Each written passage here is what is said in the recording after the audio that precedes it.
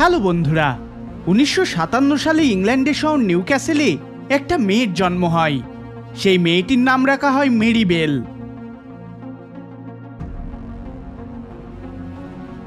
Mary নিজের মা বেটির সাথে থাকত, কিন্তু মেরির মার ব্যবহার মেরির সাথে একদমই ভালো ছিল না। সে তার মেয়ের উপর কোনো ধরনের ইন্টারেস্ট দেখাতো না। উপরন্তু সে কয়েকবার চেষ্টা করে যে মেরিকে অন্য কেউ অ্যাডপ্ট করে নিক, কিন্তু বেটির বোন অর্থাৎ মেরির মাসি প্রত্যেকবার মেরিকে অ্যাডপ্ট হওয়ার হাত থেকে ফিরিয়ে নিয়ে আসতো। বন্ধুরা, মেরি ছোটবেলায় বেশ কিছু দুর্ঘটনারও শিকার হয়েছিল। যেমন কখনো কখনো তাকে জানালা দিয়ে নিচে ফেলে দেওয়া হতো, তো আবার কখনো কখনো তাকে ঘুমের ওষুধ খাইয়ে দেওয়া হতো। শোনা যায় এই সমস্ত ঘটনার পিছনেও তার মায়েরই হাত ছিল। বন্ধুরা, যখন একটা বাচ্চা তার ছোটবেলায় এই ধরনের পরিবেশে বড় হয়ে ওঠে, তখন স্বাভাবিকভাবেই তার মানসিক পরিস্থিতি ঠিক থাকতে পারে না। আর এই ধরনের কিছু মেরির সাথেও ঘটে চলেছিল। সে সবসময় অন্যান্য বাচ্চাদের সাথে লড়াই করে বেড়াতো। সে হামেশাই নিজের ক্লাসের সহপাঠীদের গলা টিপে ধরার চেষ্টা করত। যাই হোক বন্ধুরা, সময় পেরোতে থাকে, আর যেমন যেমন মেরি বড় হতে থাকে তেমন তেমন সে ভায়োলেন্ট হতে থাকে। যেমন এটা 11ই মে 1968 দিন ছিল, যেখানে মেরি নিজের প্রতিবেশী 3 বছরের বাচ্চাকে বেশ উচ্চতা থেকে নিচে ফেলে দিয়েছিল। সেই সময় সবার মনে হয়েছিল যে এটা একটা অ্যাক্সিডেন্ট, কিন্তু মেরি এটা ইচ্ছা করে করেছিল। এর কিছুদিন পরেই মেরিদের বাড়ির আশেপাশে থাকা প্রতিবেশী মহিলারা অভিযোগ করে যে মেরি তাদের বাচ্চাদের গলা টিপে মারার চেষ্টা করেছে। মেরির বয়স সেই সময় স্রেফ 10 বছরের ছিল, এই জন্য পুলিশ তাকে গ্রেপ্তার না করে অনেক করে বোঝায়। কিন্তু পুলিশের কোনো রকম ধারণা ছিল না যে মেরি নামক এই 10 বছরের মেয়ে কতটা ভায়োলেন্ট হয়ে উঠেছে। আর বন্ধুরা, কিছুদিন পরেই অর্থাৎ 25শে মে 1968 সালে ওই ঘটনা ঘটে, যেটা মেরিকে কিলারে পরিণত করে তোলে। মেরিবেল এক 4 বছরের বাচ্চা মার্টিন ব্রাউনকে একটা নির্জন পরিত্যক্ত বাড়িতে গলা টিপে মেরে ফেলে। বন্ধুরা, ওই জায়গায় বহু পুরনো বাড়িঘর ভেঙে নতুন নতুন ঘর বাড়ি নির্মাণ করা হচ্ছিল, আর পুরনো ঘর বাড়িতে বসবাসকারী পরিবারের বাচ্চারা হামেশাই সেখানে খেলাধুলা করত। ওই সকল বাচ্চাদের মধ্যেই একটা বাচ্চাকে গলা টিপে মেরে ফেলে মেরি। এর পরের দিনই মেরির জন্মদিন ছিল, অর্থাৎ সে 11 বছরে পা দিতে যাচ্ছিল। মেরির ক্রাইম করার প্রবণতা এখানেই শেষ হয় না।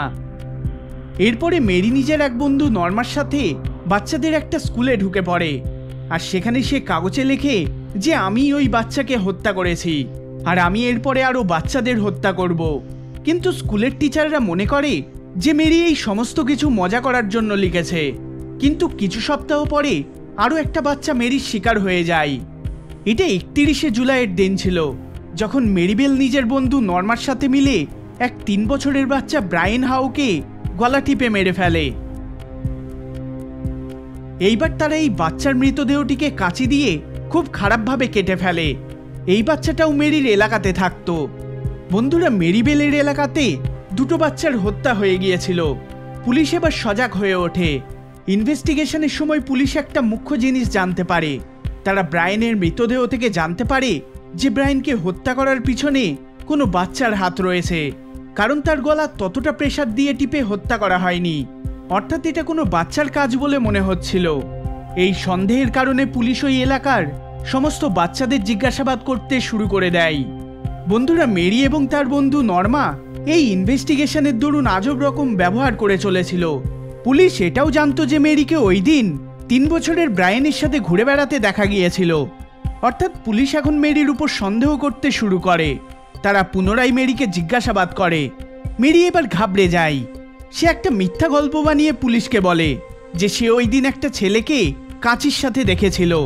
আর বন্ধুরা, এই কথাটাই মেরির সমস্ত চালাকি ধরা পড়ে যায়। ব্রায়েনকে মারার পরে তার মৃতদেহটিকে কাঁচি দিয়ে কাটা হয়েছিল, সেই কথাটা স্রেফ পুলিশ জানতো। তো মেরি কাঁচির উল্লেখ কেন করলো? পুলিশ মেরি ও তার বন্ধু নর্মাকে অ্যারেস্ট করে।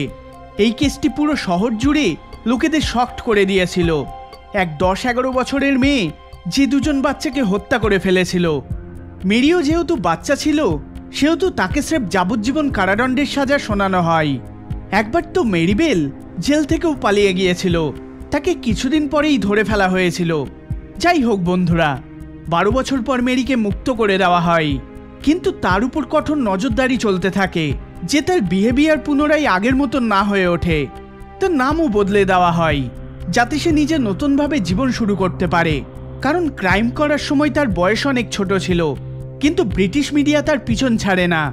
পরে শোনা যায় মেরি বিয়ে করে নেয় এবং তার একটা বাচ্চাও রয়েছে। বর্তমানে সে কোথায় রয়েছে সেটা কেউই বলতে পারে না, কিন্তু তার এই কেস আজও পুরো বিশ্বে খুবই জনপ্রিয় হয়ে রয়েছে। এই ভিডিওটি যদি আপনাদের ভালো লেগে থাকে তাহলে অবশ্যই লাইক শেয়ার করবেন, আর চ্যানেলে নতুন হলে সাবস্ক্রাইব করবেন। দেখা হবে পরের বার অন্য কোনো ভিডিওতে। ধন্যবাদ।